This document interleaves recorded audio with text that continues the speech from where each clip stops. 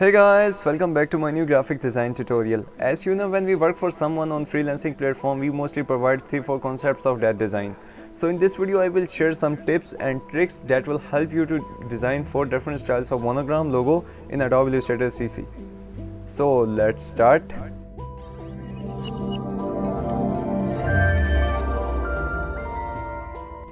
Welcome back.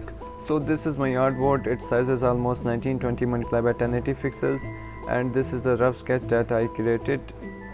Really I am not good in sketching, but yes, it will work. Okay, drag this sketch in Adobe Illustrator and make it smaller by pressing Shift plus Alt key.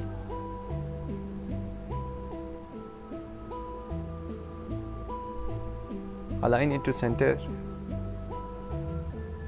Set opacity to 50%.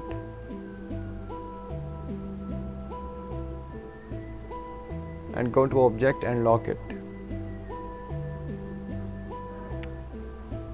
I'm increasing speed of the video because the process of making this design is almost same. So please watch full video, and if you have any question then feel free to comment below. Thank you.